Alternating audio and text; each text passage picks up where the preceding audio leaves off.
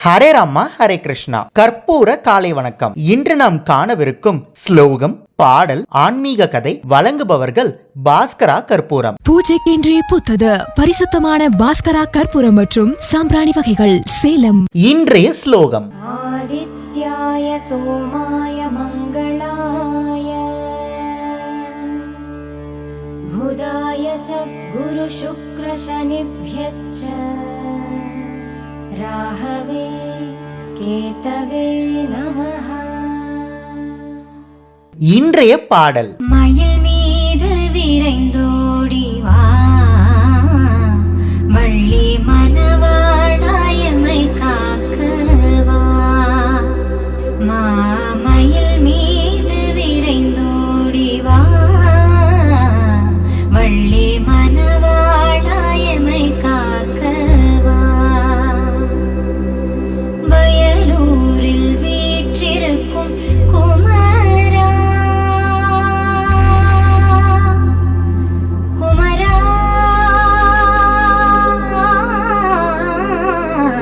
குமரா. வயலூரில் வீற்றிருக்கும் குமரா, குருபரா வரமொன்று தருவாய். மால் மருகா வேல் முருகா, மாமயில் மீது விரைந்தோடி வா, வள்ளி மணவாளாயமை காக்கவா. தந்தைக்கு வரம் தந்த மகனே சண்முகனே, தந்தைக்கு வரம் தந்த மகனே சண்முகனே, தஞ்சம் என்று அபயம் தந்தென்னை காக்க. மயில் மீது விரைந்தோடி வா, வள்ளி மணவாளாயமை காக்கவா. இன்றைய ஆன்மீக கதை. ஹரே ராமா ஹரே கிருஷ்ணா. இன்று நாம் பார்க்கவிருக்கும் ஆன்மீக கதை, நமது எண்ணங்களால் நமக்கு நல்லது நடக்குமா? ஒரு ஊர்ல ஒரு பவர்ஃபுல்லான ஜோசியர் இருந்தாரு. அவர் சொல்றது எல்லாமே அப்படியே நடக்கும். பக்கத்து ஊர்ல சேர்ந்த ஒருத்தன் ரொம்ப கஷ்டத்துல வாழ்ந்து வந்தான். அவனுக்கு ஏதாவது விடுவு காலம் பிறக்குமா அப்படின்ற எண்ணத்துல இந்த ஜோசியர் கிட்ட தன்னோட ஜாதகத்தை காமிக்கலாம் அப்படின்னு சொல்லி அவனோட ஊர்ல இருந்து காட்டு வழி பாதையில நடந்து இந்த ஊருக்கு வந்து ஜோசியர் கிட்ட ஜாதகத்தை காமிச்சான். அந்த ஜோசியர் அந்த ஜாதகத்தை பார்த்து அதிர்ந்து போயிட்டாரு. உடனே ஒரு நிமிஷம் உட்காருப்பா அப்படின்னு வீட்டுக்குள்ள போய் சில ஓலைச்சுவடிகளை எடுத்து பார்த்தாரு. எல்லாத்தையும் பார்த்து அவரு ரொம்ப வருத்தத்தோட வெளியில வந்து, இங்க பாரு தம்பி, என்னால இன்னைக்கு உனக்கு ஜாதகம் பார்க்க முடியாது, எனக்கு ஒரு முக்கியமான வேலை வந்துருச்சு, நாளைக்கு ஜாதகத்தை கொண்டு வா, உனக்கு பார்த்து சொல்றேன் அப்படின்னு சொல்றாரு. அதுக்கு அந்த பையன், நான் வெளியூர்ல இருந்து வரேன் சாமி, காட்டு வழி பாதையில தான் நடந்து போகணும், அதனால எப்படியாவது இன்னைக்கே பார்த்து சொல்லுங்களேன் அப்படின்னு சொல்லும்போது ஜோசியர், இல்லவே இல்லை, எனக்கு ஒரு முக்கியமான வேலை வந்துருச்சு, நீ நாளைக்கு வாப்பா அப்படின்னு சொல்லிடுறாரு.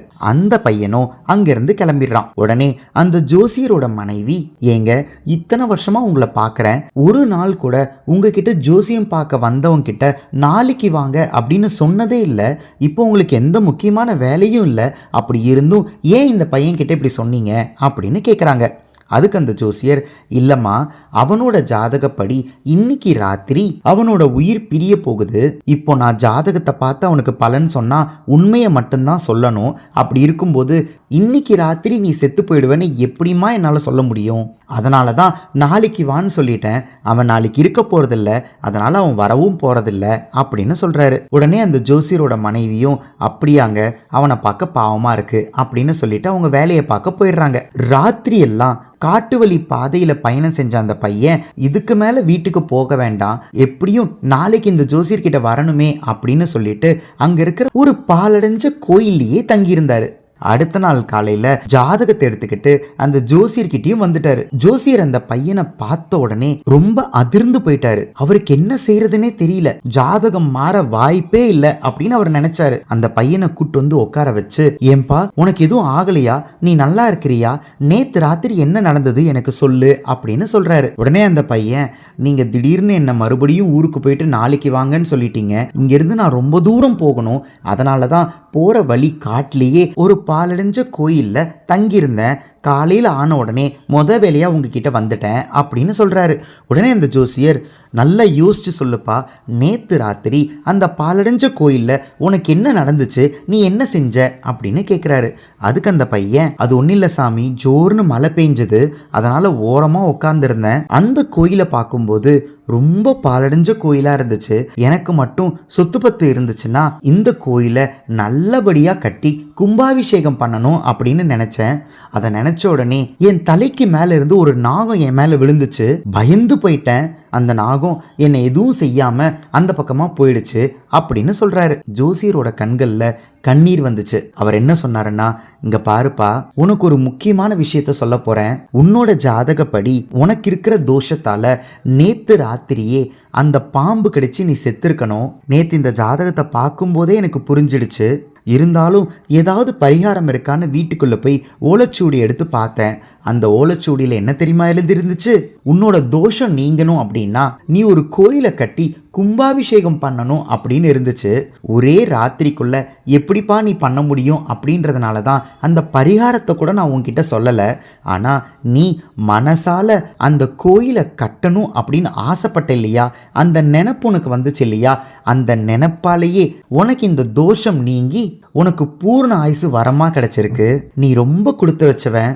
உன்னோட நல்ல எண்ணத்தால இனி உன் வாழ்க்கையில எல்லாமே நல்லது நடக்கும் அப்படின்னு சொல்றாரு. நம்ம செயல்ல சில விஷயம் செய்ய முடியலனாலும் நம்மளோட எண்ணத்தால அதை நினைச்சாலே நம்மளுக்கு அதுக்கான பலன் கண்டிப்பா வந்து சேரும். உங்களுக்கும் புரிஞ்சிருக்கும் நினைக்கிறேன். இன்று நாம் பார்த்த ஆன்மீக கதை, நமது எண்ணங்களால் நமக்கு நல்லது நடக்குமா. இந்த கதை உங்களுக்கு பிடிச்சிருந்ததுன்னா இந்த வீடியோவோட கமெண்ட் பாக்ஸ்ல கற்பூர காலை வணக்கம் அப்படின்னு பதிவிடுங்க. நாளை இன்னொரு ஆன்மீக கதையில உங்களை சந்திக்கிறேன். ஹரே ராமா, ஹரே கிருஷ்ணா. பூஜைக்கென்றே புத்தது பரிசுத்தமான பாஸ்கரா கற்பூரம் மற்றும் சாம்பிராணி வகைகள், Salem. ECG cards, Ramayana Mahabharata playing cards. Ramayana மகாபாரதத்திலிருந்து 108 கேரக்டர்ஸ் பத்தி நீங்க நிறைய விஷயங்களை தெரிஞ்சுக்கணும்னா இந்த ப்ராடக்ட் உங்களுக்கு தான். இது ஒரு பிளாஸ்டிக் பிளேயிங் கார்ட்ஸ். ஒவ்வொரு கார்டையும் இண்டிவிஜுவலா ஸ்கேன் பண்ணி அந்தந்த கார்டுல இருக்கிற கேரக்டர் பத்தி யூடியூப்ல தெரிஞ்சுக்கலாம். ஒவ்வொரு குழந்தைங்களும் கத்துக்கிட்டே விளையாடலாம், விளையாடிக்கிட்டே கத்துக்கலாம்.